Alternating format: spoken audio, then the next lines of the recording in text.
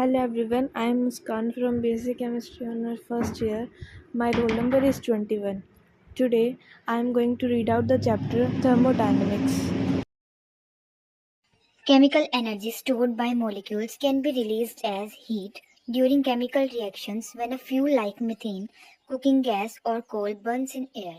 The chemical energy may also be used to do mechanical work when a fuel burns in an engine or to provide electrical energy through a galvanic cell like dry cell. These various forms of energy are interrelated and under certain conditions, these may be transformed from one form into another. The study of these energy transformations forms the subject matter of thermodynamics. The laws of thermodynamics deal with energy changes of macroscopic systems involving a large number of molecules rather than microscopic systems containing a few molecules. Thermodynamics is not concerned about how and at what rate these energy transformations are carried out, but it is based on initial and final states of a system undergoing the change. Laws of thermodynamics apply only when a system is in equilibrium or moves from one equilibrium state to another equilibrium.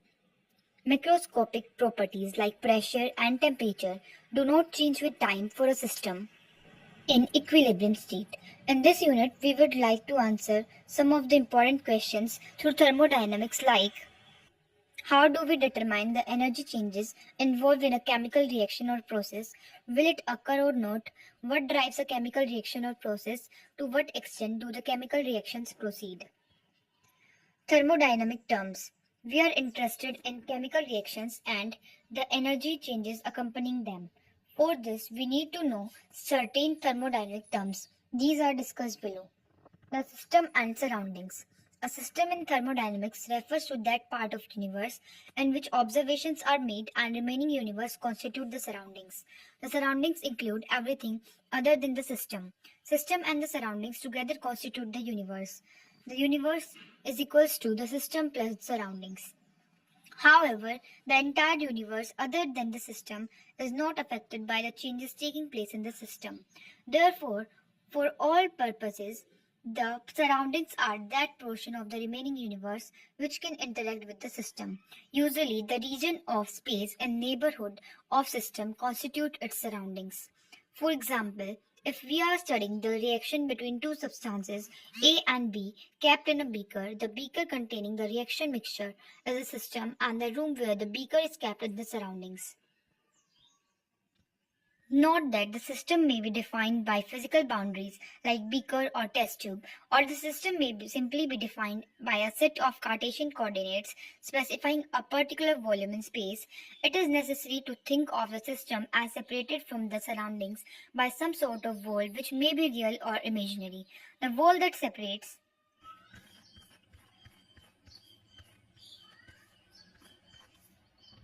the system from the surroundings is called boundary. This is designed to allow us to control and keep track of all movements of matter and energy in or out of the system. Type of system. We further classify the systems according to the movement of matter and energy in or out of the system. Open system. In an open system, there is exchange of energy and matter between system and surroundings. The presence of reactants in an open beaker is an example of open system. Here, the boundary is an imaginary surface enclosing the beaker and reactants. Closed system. In a closed system, there is no exchange of matter, but exchange of energy is possible between system and the surroundings. The presence of reactants in a closed vessel made of conducting material, example copper or steel, is an example of closed system. Isolated system.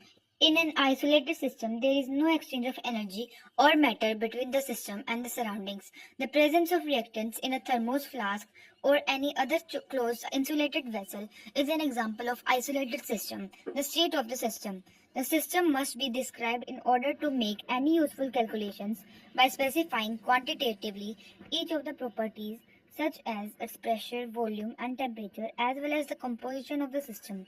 We need to describe the system by specifying it before and after the change.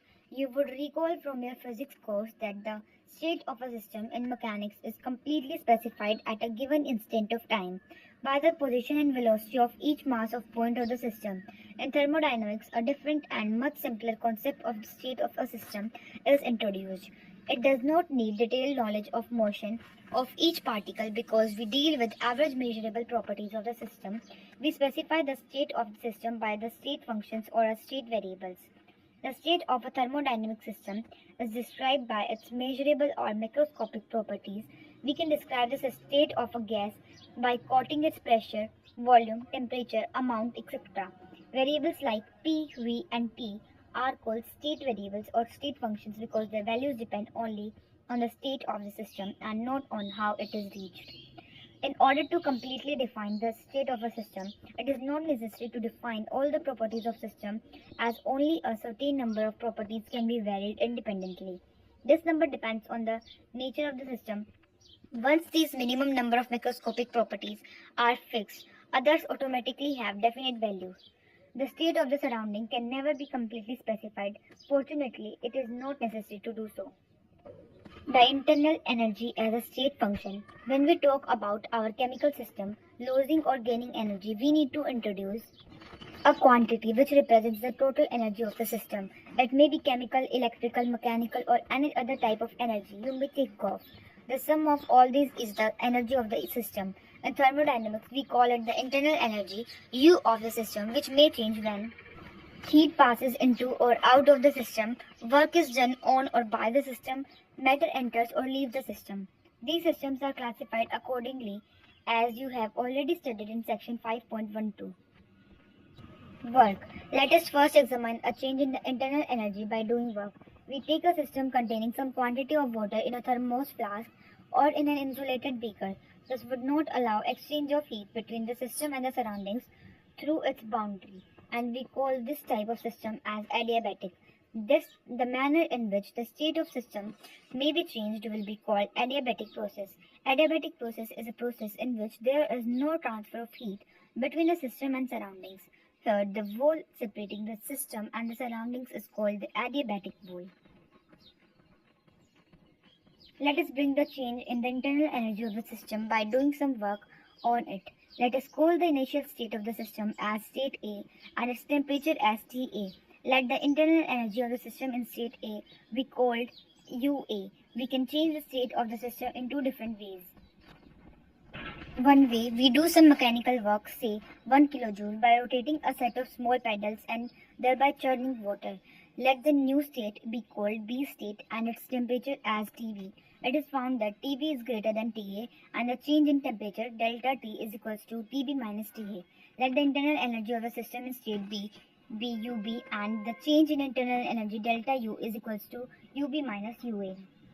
Second way, we now do an equal amount, that is 1 kilojoule electrical work with the help of an immersion rod and note down the temperature change. We find that the change in temperature is same as in the earlier case, say TB minus TA. In fact, the experiments in the above manner were done by J.P. Joule between 1840 to 50, and he was able to show that a given amount of work done on the system, no matter how it was done, irrespective of path, produced the same change of state as measured by the change in the temperature of the system. So it seems appropriate to define a quantity, the internal energy U, whose value is a characteristic of the state of system, whereby the adiabatic work we had required to bring about a change of state is equal to the difference between the value of U in one state and that in another state, delta U, that is, delta U is equals to U2 minus U1 is equals to work adiabatic. Therefore, internal energy U of the system is state function. By conventions of IUPAC in chemical thermodynamics, the positive sign expresses that W adiabatic is positive when work is done on the system and the internal energy of the system increases. Similarly, if work is done by the system, W adiabatic will be negative because internal energy of the system decreases. Can you name some of the other familiar state functions? Some of the other familiar state functions are Vp and T. For example, if we bring a change in temperature on the system from 25 degrees Celsius to 35 degrees Celsius, the change in temperature is plus 10 degrees Celsius. Whether we go straight up to 35 degrees Celsius or we cool the system for a few degrees, then take the system to the final temperature. Thus, T is a state of function and the change in temperature is independent of the route taken. Volume of water in a pond, for example, is a state function because change in volume of its water is independent of the route by which water is filled in the pond, either by rain or by tube or by both. Heat. We can also change the internal energy of a system by transfer of heat from the surroundings to the system or vice versa without expenditure of work. This exchange of energy, which is a result of temperature difference, is called heat.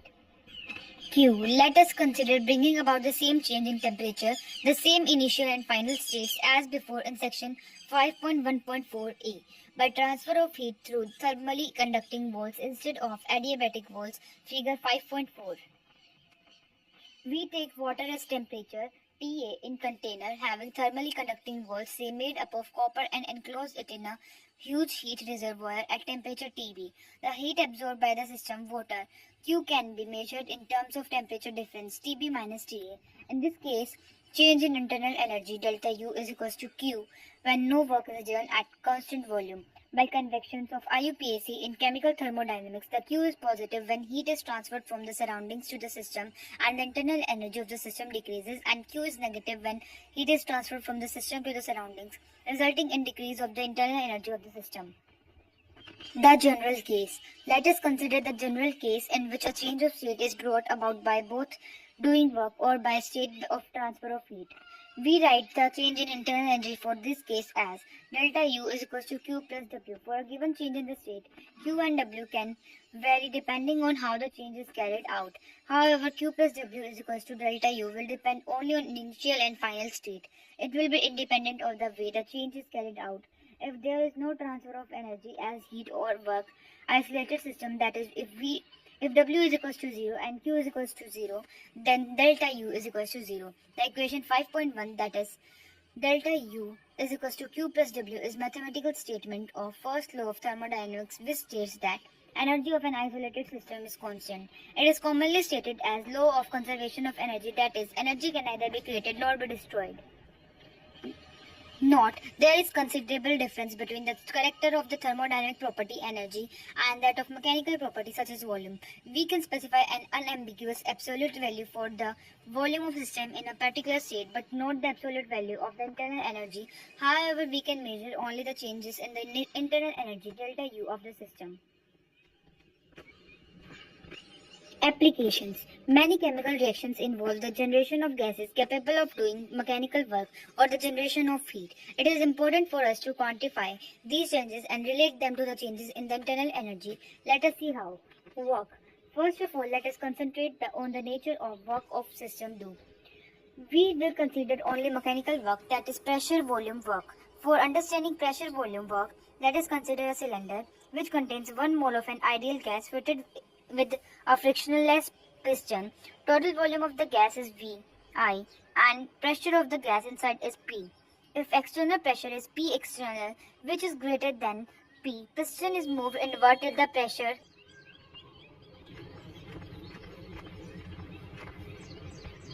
inside becomes equal to P external. Let this change be achieved in a single step and the final volume be Vf. During this compression, suppose piston moves a distance L and is the cross-sectional area of the piston is A.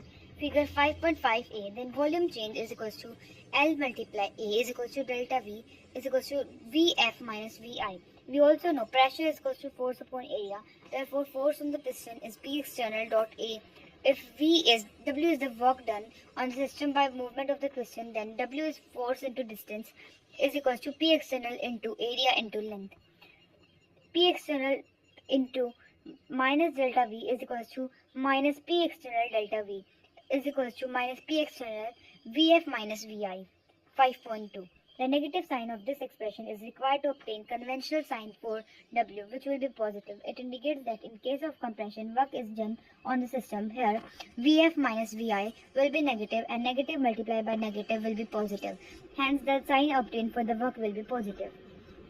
If the pressure is not constant at every stage of compression, but changes in number of finite steps, work done on the gas will be summed over all the steps and will be equal to summation P delta V. Figure 5.5b.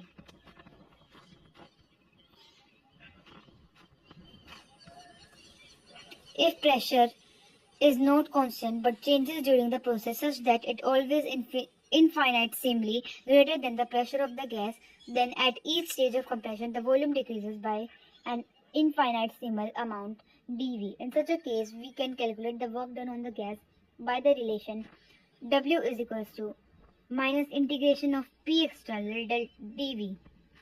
Here P external at which stage is equal to P internal plus Gp. In case of compression, figure 5.5c, in an expansion process under similar conditions, the external pressure is always less than the pressure of the system, that is P external is equals to P internal minus Gp. In general case, we can write P external is equals to P internal plus minus Dp. Such processes are called reversible processes.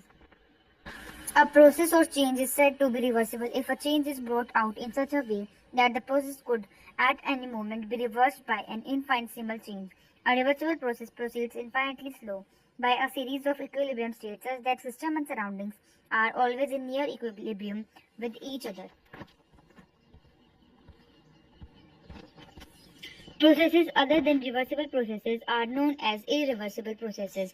In chemistry, we face problems that can be solved and we relate the work term to the internal pressure of the system. We can relate work to internal pressure of the system under reversible conditions by writing equation 5.3 as follows. Since dP into dV is very small, we can write it as equation 5.4. Now the pressure of the gas P internal, which we can write as P now, can be expressed in terms of its volume through gas equation for n mole of an ideal gas, that is PV is equals to nRT.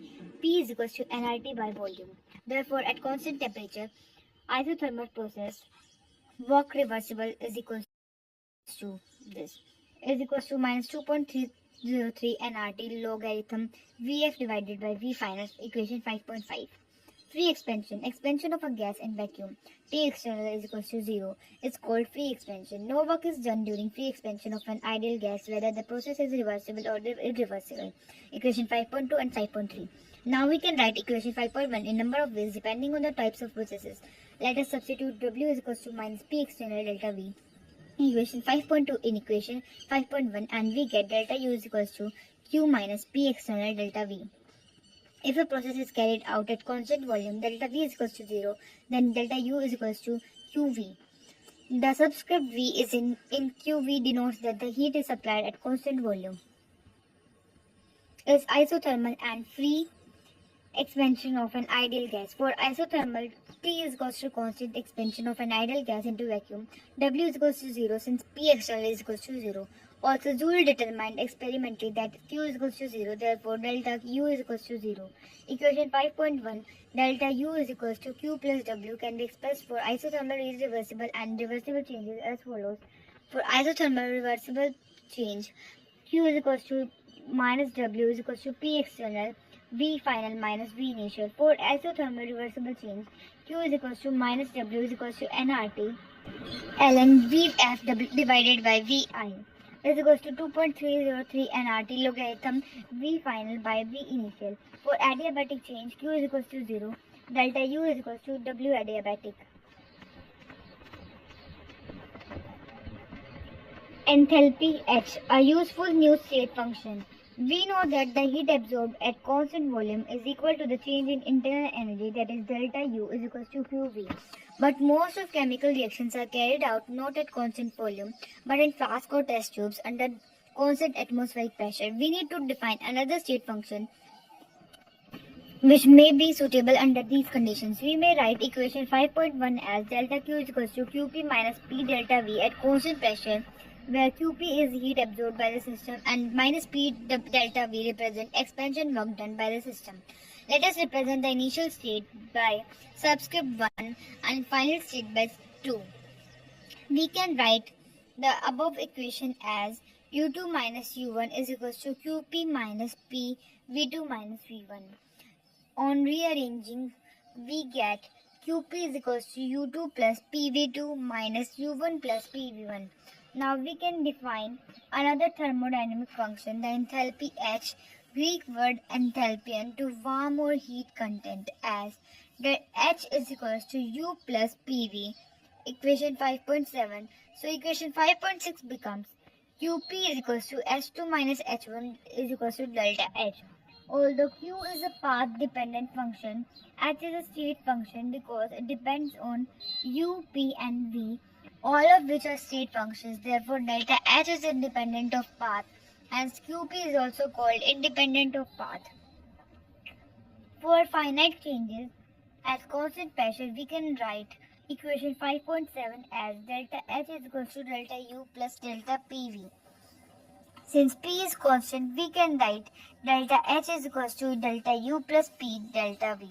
It is important to note that when heat is absorbed by the system at constant pressure, we are actually measuring changes in the enthalpy. Remember, delta H is equals to QP, heat absorbed by the system at constant pressure. Delta H is negative for exothermic reactions which evolve heat during the reaction, and delta H is positive for endothermic reactions which absorb heat from the surroundings. At constant volume, delta V is equals to 0, delta U is equals to QV.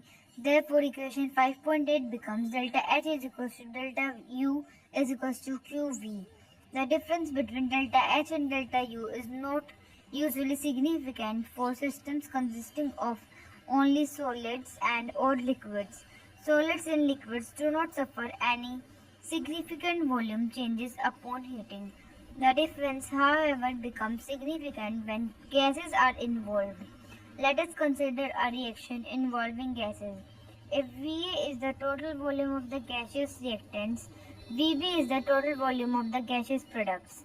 Na is the number of moles of gaseous reactants and Nb is the number of moles of gaseous products, all at constant pressure and temperature. Then using the ideal gas law, we write PVA is equals to NaRT, PVB is equals to NBRT. Thus PVB minus PVA is equals to NBRT minus NaRT is equals to NB minus NaRT. PVB minus VA is equals to NB minus NaRT, or P delta V is equals to delta NGRT. 5.9. Here delta Ng refers to the number of moles of gaseous product minus the number of moles of gaseous reactants. Substituting the values of P delta V from equation 5.9 in equation 5.8, we get delta H is equals to delta U plus delta NGRT. 5.10. The equation 5.10 is useful for calculating delta H from delta U and vice versa.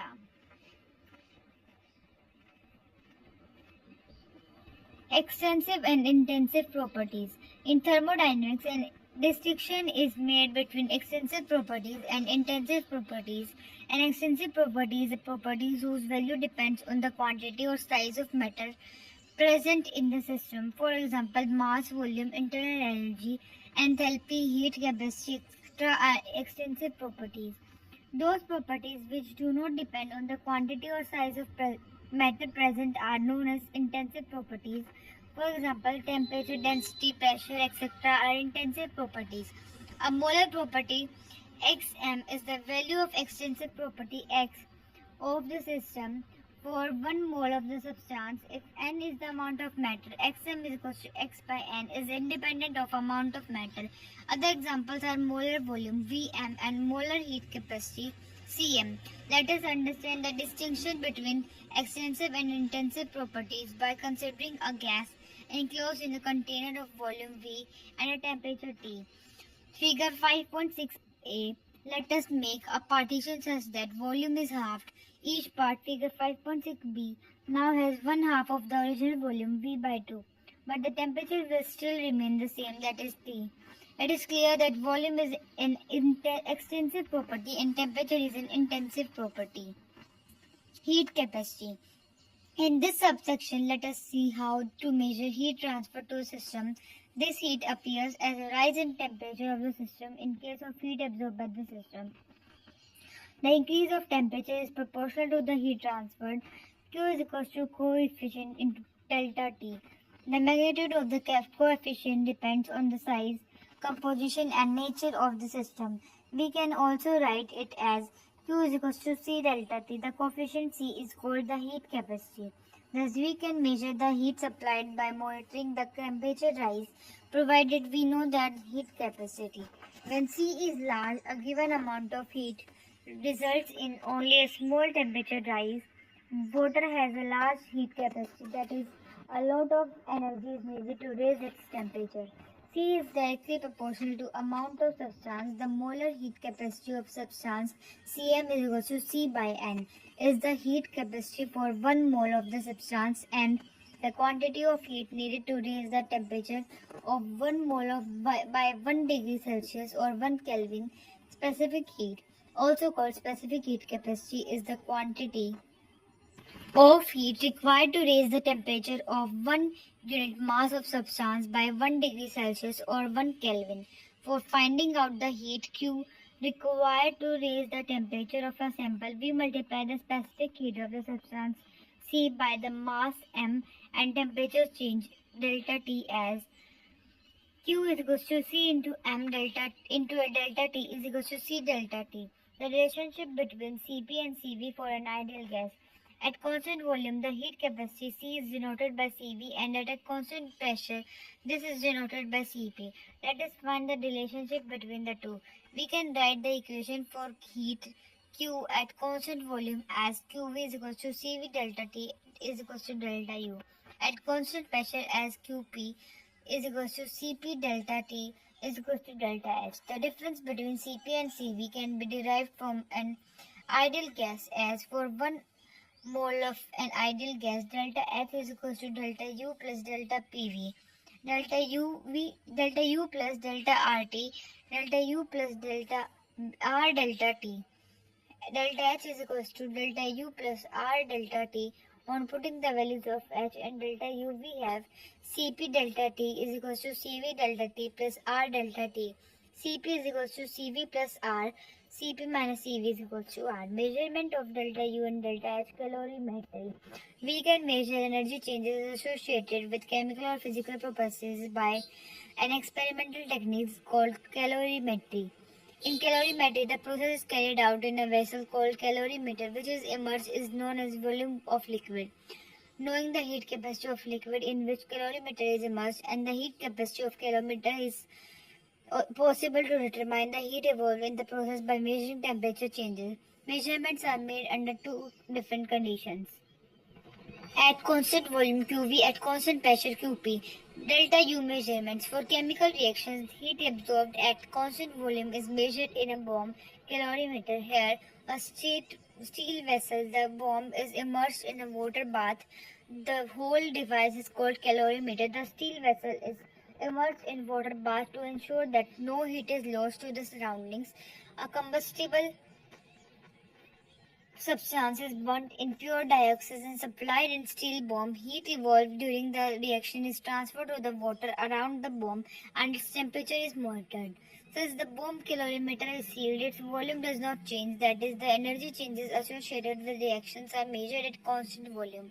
Under these conditions, no work is done as the reaction is carried out at constant volume in the bomb calorimeter. Even for reactions involving gases, there is no work done as V is equals to 0.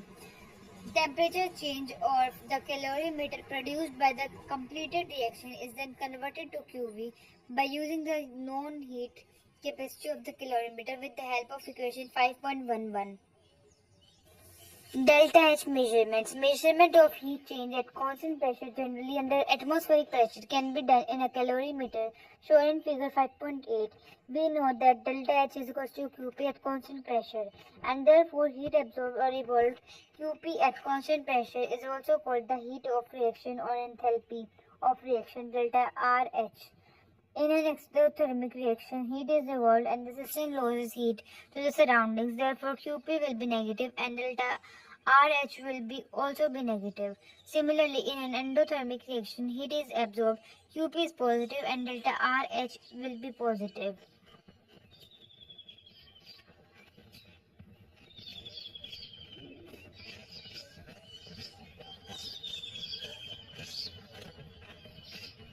Enthalpy change, delta RH of a reaction enthalpy. In a chemical reaction, reactants are converted into products and is represented by reactants are converted into products. The enthalpy change accompanying a reaction is called the reaction of enthalpy. The enthalpy change of a chemical reaction is given by the symbol delta RH. Delta RH is equal to sum of enthalpies of products minus sum of enthalpies of reactants. Here, symbol summation sigma is used for summation, and AI and BI are the stoichiometric coefficients of the product and reactant respectively in the balanced chemical equation. For example, for the reaction CH4 gaseous state plus 2O2 gaseous state gives CO2 gaseous state plus 2H2 liquid state. Delta H is equals to, where delta Hm is the molar enthalpy. Enthalpy change is very useful quantity. Knowledge of this quantity is required when one needs to plan the heating or cooling required to maintain an industrial chemical reaction at constant temperature. It is also required to calculate temperature dependence of equilibrium constant. Standard enthalpy of reaction. Enthalpy of reaction depends on the conditions under which a reaction is carried out. It is therefore necessary that we must specify some standard condition. The standard enthalpy of reaction is the enthalpy change for a reaction when all the participating substances are in their standard states. The standard state of a substance at a specified temperature is its pure form at 1 bar. For example, the standard state of liquid ethanol at 298 Kelvin is pure liquid ethanol at 1 bar. Standard state of solid iron at 500 Kelvin is pure iron at 1 bar. Usually data are taken at 298 Kelvin. Standard conditions are denoted by adding the superscript to the symbol delta H. Example, delta H superscript. Enthalpy changes during phase transformations. Phase transformations involve energy changes. Ice, for example, requires heat for melting. Normally, this melting takes place at constant pressure, atmospheric pressure, and during phase change, temperature remains constant at 273 Kelvin. Here, delta fusion H superscript is enthalpy of fusion in standard state. If water freezes, then process is reversed and equal amount of heat is given off to the surroundings. The enthalpy change that accompanies melting of 1 mole of solid substance in a standard state is called standard enthalpy of fusion or molar enthalpy of fusion. Delta fusion H superscript. Melting of a solid is endothermic, so all enthalpies of fusion are positive. Water requires heat for evaporation at constant temperature of its boiling point Tb and at constant pressure. H2O gives H2O in gaseous state. Delta heat of vaporization is equals to plus 40.79 kilojoule per mole. Delta heat of vaporization is the standard enthalpy of vaporization. Amount of heat required to vaporize 1 mole of liquid at constant temperature and under standard pressure 1 bar is called its standard enthalpy of vaporization or molar enthalpy of vaporization. Sublimation is direct conversion of a solid into vapor. Solid CO2 or dry ice sublimes at 195 Kelvin with enthalpy of vaporization is equal to 25.2 kilojoule per mole. Naphthalene sublimes slowly, and for this delta sublimation H is equal to 73.0 kilojoule per mole. Standard enthalpy of sublimation is the change in enthalpy when 1 mole of solid substance sublimes at a constant temperature and under standard pressure 1 bar. The magnitude of the enthalpy change depends on the strength of intermolecular interactions in the substance undergoing the phase transformations. For example, the strong hydrogen bonds between water molecules hold them tightly in liquid phase. For an organic liquid such as acetone, the intermolecular dipole-dipole interactions are significantly weaker. Thus, it requires less heat to vaporize 1 mole of acetone than it does to vaporize 1 mole of water. Table 5.1 gives values of standard enthalpy changes of fusion and vaporization for some substances.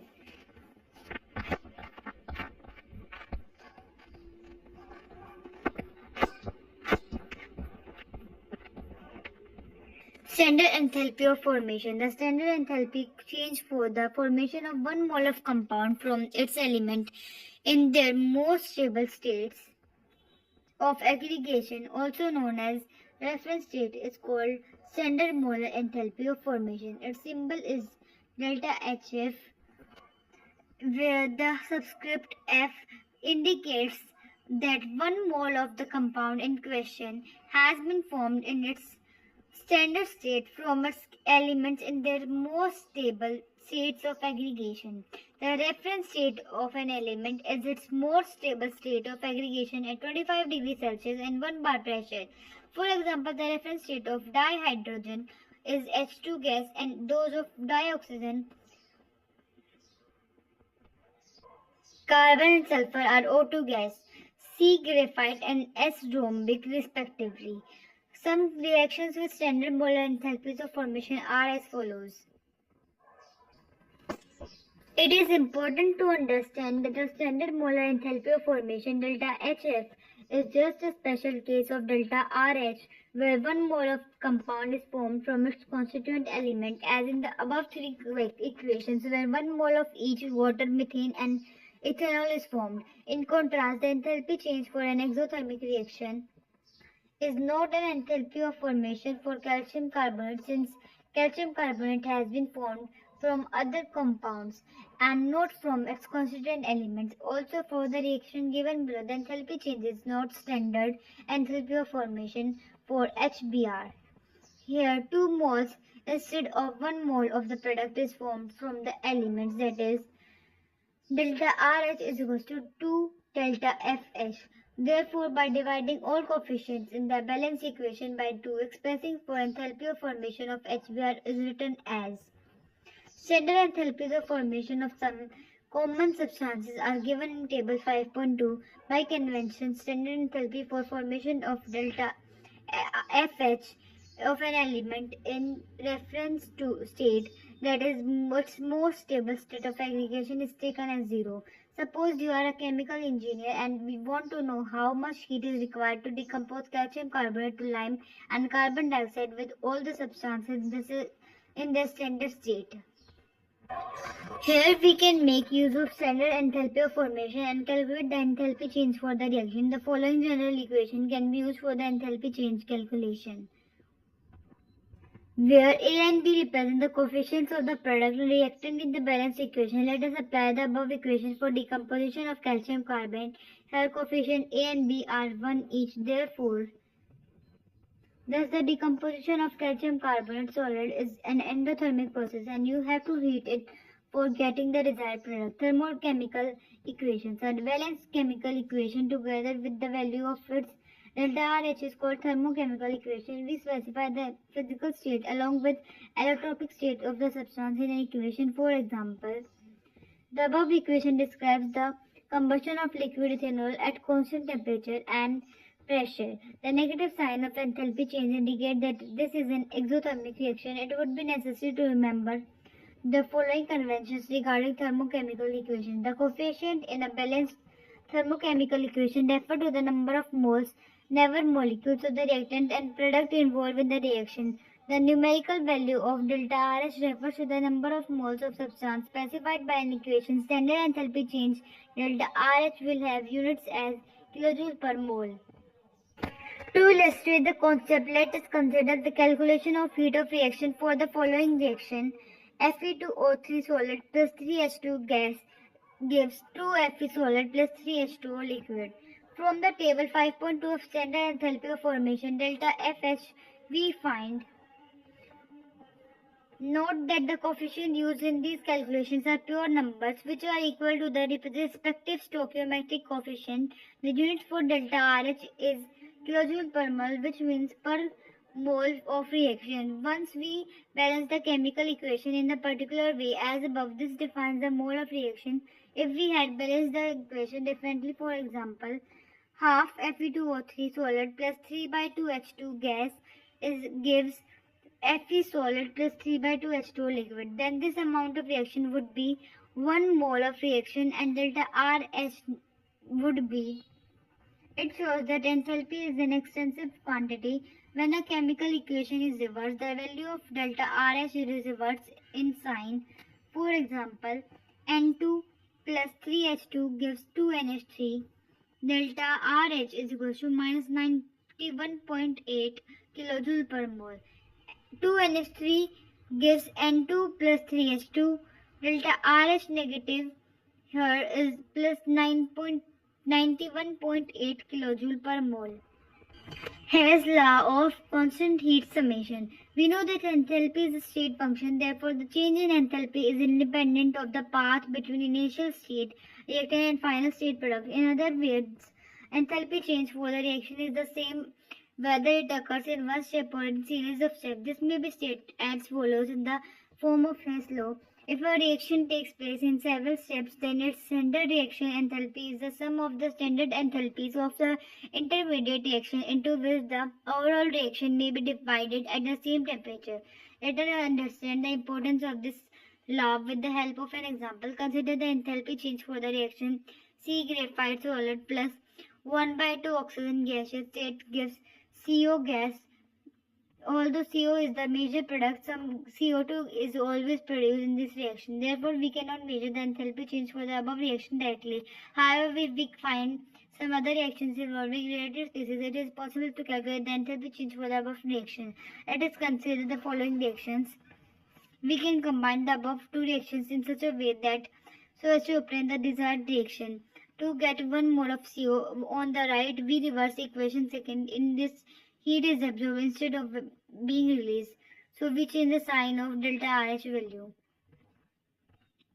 Adding equation 1 and 3, we get the desired equation. In general, if an enthalpy of an overall reaction A to B along one route is delta RH and delta RH1, delta RH2, delta RH3 representing enthalpies of reaction leading to same product B along another route, then we have delta RH is equal to delta RH1 plus delta RH2 plus delta RH3 as follows. It can be represented as enthalpies for different types of reaction. It is convenient to give names to enthalpies specifying the types of reactions. Standard enthalpy of combustible symbol delta CH. Combustion reactions are exothermic in nature. These are important in industry, rocketry, and other walks of life. Standard enthalpy of combustion is defined as the enthalpy change per mole per unit amount of the substance when it undergoes combustion, and all the reactants and product being in their standard states at a specified temperature. Cooking gas in cylinders contain mostly butane. C4H10 during complete combustion of 1 mole of butane, 2658 kilojoule of heat is released. When we can write the thermodynamic equation for this as. Similarly, combustion of glucose gives out 2802.0 kilojoule of mole of heat, for which the overall equation is. Our body also generates energy from food by same overall process as combustion, although the final products are produced after a series of complex biochemical reactions involving enzymes. Enthalpy of atomization symbol delta AH. Consider the following example of atomization of dihydrogen. H2 gives 2H. You can see that H atoms are formed by breaking H's bond on dihydrogen. The enthalpy change in this process is known as enthalpy of atomization. It is enthalpy change on breaking 1 mole of bonds completely to obtain atoms in the gas phase. In case of diatomic molecules like dihydrogen, the enthalpy of atomization is also the bond dissociation enthalpy, and the other examples of enthalpy atomization can be CH4 gives C plus 4H. Note that the products are only atoms of carbon and hydrogen in gaseous phase. Now see the following reaction. Sodium solid state gives sodium in gaseous states. In this case, the enthalpy of atomization is same as the enthalpy of sublimation. Bond enthalpy. Chemical reactions involve the breaking and making of chemical bonds. Energy is required to break a bond and energy released when a bond is formed. It is possible to relate heat of reaction to changes in energy associated with breaking and making of chemical bond. With reference to the enthalpy changes associated with the chemical bonds, two different terms are used in thermodynamics: bond dissociation and enthalpy mean bond enthalpy. Let us discuss these terms with reference to diatomic and polyatomic molecules. Diatomic molecules consider the Pauling process in which the bonds in one mole of dihydrogen gas are broken. The enthalpy change involved in this process is the bond dissociation enthalpy of the HH bond. The bond dissociation enthalpy is the change in enthalpy when one mole of covalent bond of gaseous covalent compound is broken to form products in the gas phase. Note that it is the same as the enthalpy of atomization of dihydrogen. This is true for all diatomic molecules. For example, in this case of polyatomic molecule, bond dissociation enthalpy is different for different bonds within the same molecule. Polyatomic molecule. Let us now consider a polyatomic molecule like methane. The overall thermochemical equation for its atomization reaction is given below.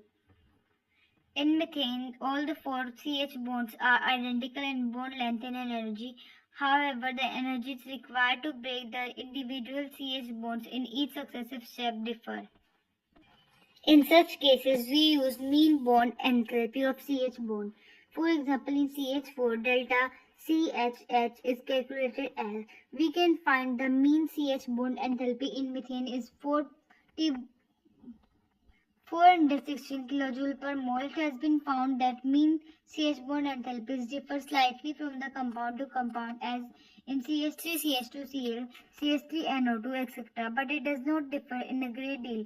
Using Hess law, bond enthalpies can be calculated. Bond enthalpy value of some single and multiple bonds are given in table 5.3. The reaction enthalpies are very important quantities as these arise from the changes that accompany the breaking of old bonds and formation of new bonds.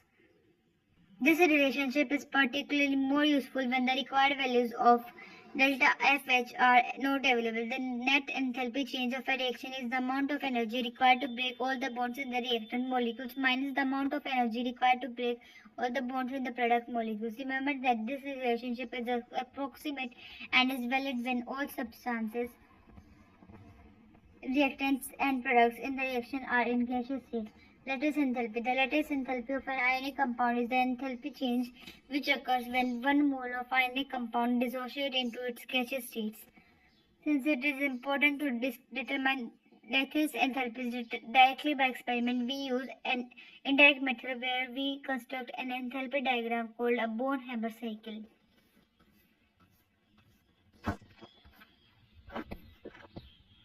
You have learnt about ionization enthalpy and electron gain enthalpy in Unit 3. In fact, these terms have been taken from thermodynamics. Earlier terms, ionization energy and electron affinity, were in practice in place of above terms. See the box for justification. The importance of the cycle is that the sum of enthalpy changes around a cycle is zero. Applying his law, we get for NaCl, Na positive plus Cl negative, internal energy is smaller by 2 RT because delta Ng is equals to 2 and is equal to plus 783 kJ per mole. Now we use the value of lattice energy to calculate enthalpy of solution from the expression. Enthalpy of solution. Enthalpy of solution of substance is the enthalpy change when one mole of it dissolves in a specified amount of solvent. The enthalpy of solution at the infinite dilution is the enthalpy change observed on dissolving the substance in an infinite amount of solvent when the interactions between the ions are negligible. When an ionic compound dissolves in a solvent, the ions leave their ordered positions on the crystal lattice. These are now more free in solution, but solution of these ions, hydration in case solvent in water, also occurs at the same time. Enthalpy of dilution. It is known as enthalpy of solution is the enthalpy change associated with the addition of specified amount of solute to the specified amount of solvent at constant temperature and pressure. This argument can be applied to any solvent with a slight modification. Enthalpy change for dissolving 1 mole of gaseous hydrogen chloride in 10 mole of water can be represented by the following equation. The values of delta H, general dependence of the enthalpy of solution on amount of solvent. As more and more solvent is used, the enthalpy of solution approaches a limiting value, that is the value in infinitely dilute solution. For hydrochloric acid, this value of delta H is given above in equation S3. Spontaneity. The first law of thermodynamics tells us about the relationship between the heat absorbed and the work performed on or by the system. It puts no restrictions on direct heat flow. However, the flow of heat is unidirectional from higher temperature to lower temperature. In fact, all naturally occurring processes, whether chemical or physical, will tend to proceed spontaneously in one direction only. For example, a gas expanding to fill the available volume, burning carbon in dioxide, giving carbon dioxide, but heat will not flow from colder body to warmer body on its own. The gas in a container will not spontaneously contract into one corner, or carbon dioxide will not form carbon and dioxide spontaneously. These and many other spontaneously occurring changes show unidirectional change. We may ask, what is the driving force of spontaneously occurring changes? What determines the direction of spontaneous change? In this section, we shall establish some criteria for these processes, whether these will take place or not. Let us first understand what do we mean by spontaneous reaction or change. You may think by a common observation that spontaneous reaction is one which occurs immediately when contact is made between the reactants. Take the case of combination of hydrogen and oxygen. So, spontaneity means having the potential to proceed without the assistance of external agency. However, it does not tell us about the rate of reaction or process. Another aspect of spontaneous reaction or process, as we see, is that these cannot reverse their direction on their own. We may summarize it as follows. A spontaneous process is an irreversible process and may only be reversed by some external agency. Is decrease in enthalpy a criteria for spontaneity? If we examine the phenomena like flow of water downhill or fall of a stone onto the ground, we find that there is net decrease in potential energy in the direction of change. By analogy, we may be tempted to state that a chemical reaction is spontaneous in a given direction because decrease in energy has taken place, as in the case of exothermic reactions. The decrease in enthalpy is passing from reactant to product may be shown for an exothermic reaction on enthalpy diagram as shown in figure 5.10a. Thus, the postulate that the driving force for a chemical reaction may be due to the decrease in energy sounds reasonable as the basis of the evidence so far. These reactions, though endothermic, are spontaneous. The increase in enthalpy may be represented as on the enthalpy diagram as shown in the figure 5.10b. Therefore, it becomes obvious that while decrease in enthalpy may be a contributory factor for spontaneity, but it is not true for all cases. Entropy and spontaneity. Then, what drives the spontaneity process in a given direction? Let us examine such a case in which delta H is equal to 0. There is no change in enthalpy, but still the process is spontaneous. Let us consider diffusion of two gases into each other in a closed container which is isolated from the surroundings as shown in figure 5.11. Let us examine the processes before partition. If we were to pick up the gas molecules from left container, we would be sure that these will be molecules of gas A. And similarly, if we were to pick the gas molecules from right container, we would be sure that these will be the molecules of gas B. But if we were to pick up the molecules from the container when partition is moved, we are not sure whether the molecule picked out of gas A or gas B. We say that the system has become less predictable or more chaotic. We may now formulate another postulate. In an isolated system, there is always a tendency for the system's energy to become more disordered or chaotic, and this could be a criteria for spontaneous change. At this point, we introduce another thermodynamic function, entropy, denoted as S. The above mentioned disorder is the manifestation of entropy. Gibbs energy and spontaneity. We have seen that for a system, it is the total entropy change, delta S total, which decides the spontaneity of the process. But most of the chemical reactions fall into the category of either closed systems or open systems. Therefore, for the most chemical reactions, there are changes in both enthalpy and entropy. It is clear from the discussion in previous section that neither decrease in enthalpy nor increase in entropy alone can determine the direction of spontaneous change for these systems. For this purpose, we define a new thermodynamic function known as the Gibbs free energy or Gibbs function G as G is equals to H minus Ts. Gibbs function G is an extensive property and a state function. The change in Gibbs energy for the system delta G system can be written as Delta G system is equals to delta S system minus T delta S system minus S system delta T. At constant temperature, delta T is equals to 0. Usually the subscript system is dropped and we simply write the equation as delta G is equals to delta H minus T delta S. This gives energy change is equals to enthalpy change minus temperature into entropy change and is referred to as Gibbs equation, one of the most important equations in chemistry.